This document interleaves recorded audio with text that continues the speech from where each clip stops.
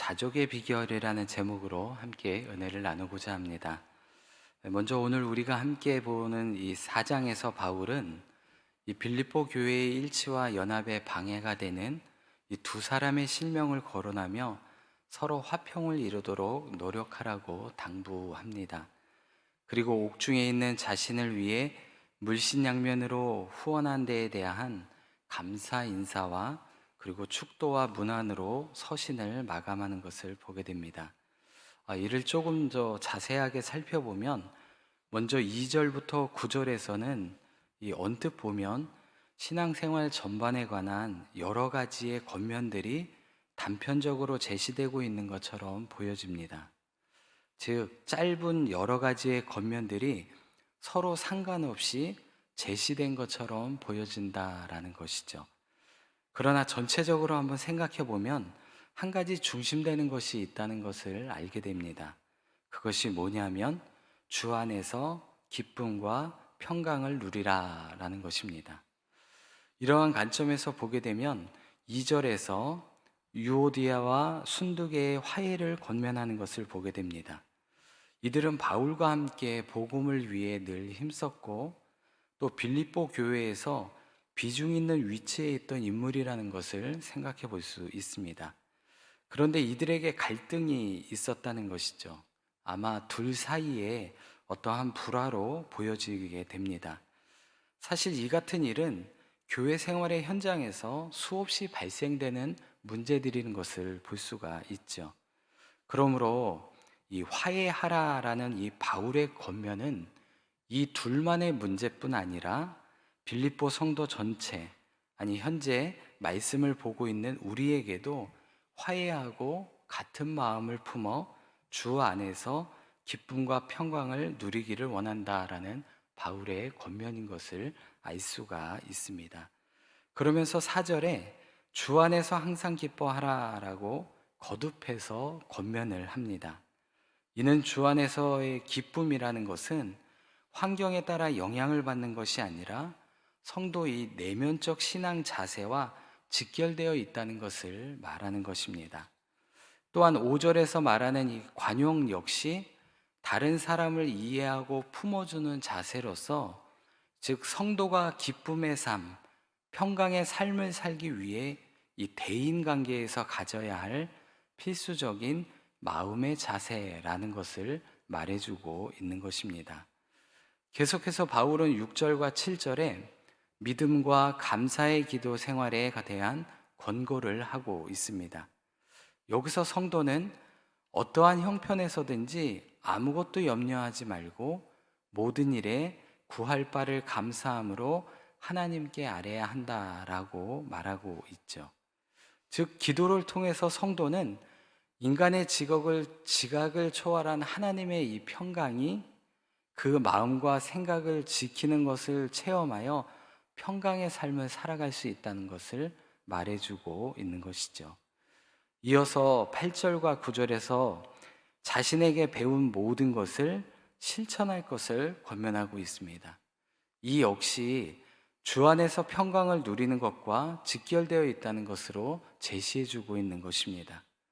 성도는 신앙 안에서 참된 것, 경건한 것, 옳은 것, 정결한 것, 사랑스럽고 칭찬받을 만한 것들을 먼저 생각하고, 그리고 생각에만 머물지 말고 그것을 행해야 한다라는 것입니다. 이렇게 할 때 하나님의 평강이 함께 하신다라고 말씀하고 있는 것이죠. 이러한 권면들을 통해 성도가 주 안에서 기쁨과 평강을 누리기 위해서는 구체적으로 실천해야 할 일들이 있음을 우리가 알 수가 있습니다. 즉, 인간관계에서 화해해야 되고, 또 적극적으로 기뻐하고 관용하기에 힘쓰며 감사함으로 기도하며 신앙의 옳은 것을 생각하고 그것을 실천해야 한다라는 것입니다.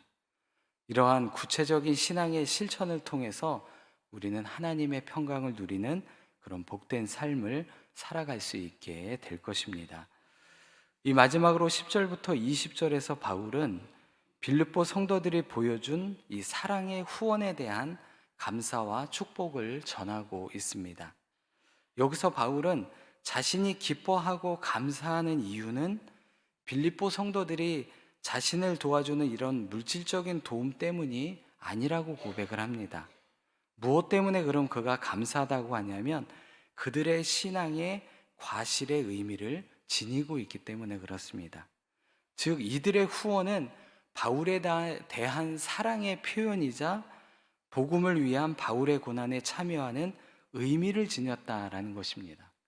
무엇보다 이들이 바울에게 보내줬던 이 물질은 하나님이 기쁘게 받으신 향기로운 제물이 되었기 때문이다라고 바울은 고백하고 있습니다. 즉 그들의 신앙이 성장해서 자신에게만 구하는 것이 아니라 이제 자신의 것을 나누어 하나님의 이 복음의 일에 함께 동참하는 그 모습을 보기에 그는 기뻐할 수 있었다는 것을 말하고 있는 것입니다. 한편 바울은 이 문맥에서 자신이 주 안에서의 기쁨과 평강을 실제로 누리고 있다는 것을 좀 간증하는 것을 보게 되죠. 비록 옥중에 갇혀 있지만 항상 기뻐하고 있다라고 고백을 합니다.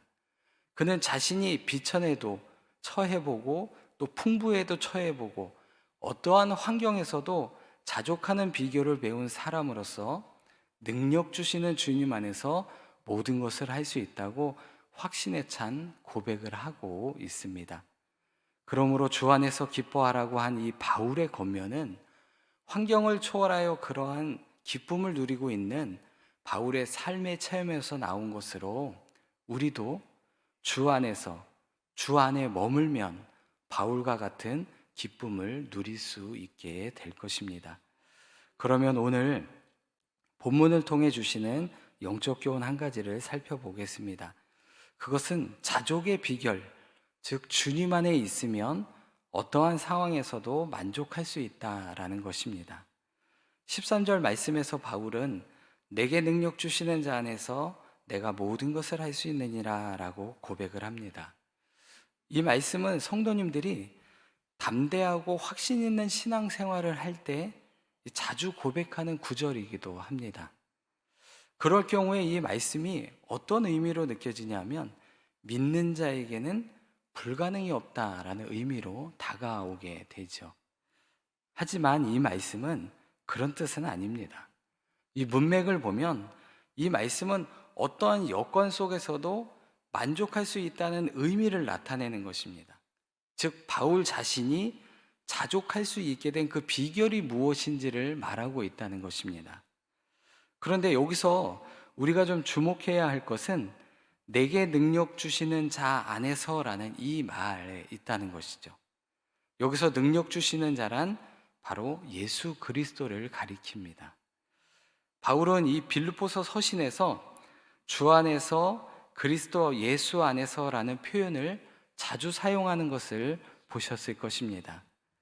그런 의미에서 본다면 본절에서도 예수 안에서 내가 모든 것을 할 수 있느니라 이렇게 말해야 해야 되는데 유독 여기에서만큼은 내게 능력 주시는 자라는 이런 말을 쓰고 있다는 것이죠. 이유는 괴로움과 궁핍, 심지어 죽음의 위협 속에서도 자족하며 인내할 수 있었던 그 능력의 원천이 바로 예수님에게 있음을 말하고 싶어 한다는 것입니다. 사도행전 18장 9절 말씀에 보면 이 바울이 고린도에서 유대인들에게 공격받아 괴로울 때 예수님께서 바울에게 이렇게 말을 합니다. 두려워하지 말며 침묵하지 말고 말하라. 내가 너와 함께 있음에 어떠한 사람도 너를 대적하여 해롭게 할 자가 없을 것이니 이는 이 성중에 내 백성이 많음이라 하시더라 라고 말합니다. 유대인에게 공격받고 괴로워하는 바울을 예수님께서 힘주시고 능력 주시면서 복음을 전하게 하시는 것입니다. 예수님께서 위로하며 그를 격려해주고 계시는 것이죠. 이뿐만이 아니라 예수님은 바울이 힘든 상황마다 나타나서 그를 격려해 주셨습니다. 그러면 예수님이 이렇게 바울을 위로하고 격려해 주신 그 이유는 무엇일까요? 다름 아닌 바울의 삶의 자세 때문에 그렇습니다. 그는 복음을 전하며 결박과 환난을 당하고 목숨의 위협을 받으면서도 이렇게 고백을 합니다. 내가 살든지 죽든지 내 몸에서 그리스도가 존귀하게 되게 하려 하니 이는 내게 사는 것이 그리스도니 죽는 것도 유익함이라 라고 고백을 합니다. 즉 그의 삶의 중심이 늘 예수 안에 있었다는 것을 말하는 것입니다. 죽음의 위험에서도 궁핍하고 비천한 상황에서도 늘 삶의 중심이 예수에게만 고정되어 있다는 것입니다. 그것이 그를 담대하게 하였고 그 복음의 길을 감당하게 하였던 것이죠. 하나님은 이런 사람에게 능력을 부어주실 줄로 믿습니다. 그러므로 어떠한 상황에서도 자족할 수 있는 비결은 우리가 예수 안에 머무는 것입니다. 예수 안에 거할 때이죠. 하나님은 지금도 우리에게 그런 능력을 부어주시기를 원하십니다. 오직 하나님 한 분으로 만족하며 주님 주시는 기쁨을 바로 그 안에서 맛보게 하신다는 것이죠. 그러나 우리가 잊어서는 안 될 분명한 사실은 능력 주시는 자 안에 거할 때 이 모든 것들을 누릴 수 있다는 것입니다. 그래서 오늘도 능력 주시는 자 안에서 어떠한 상황에서도 만족하며 기뻐하는 그런 복된 삶을 살아가시기를 바랍니다. 기도하겠습니다.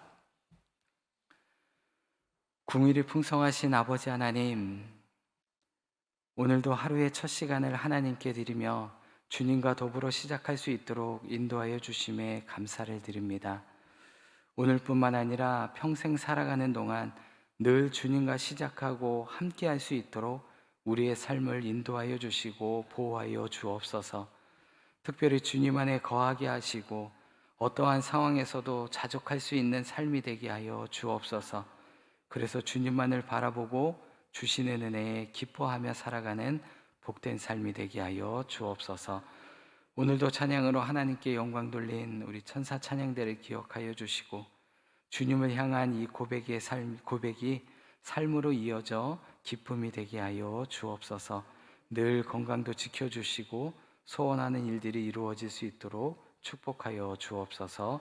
감사드리며 예수 그리스도의 이름으로 기도드리옵나이다. 아멘.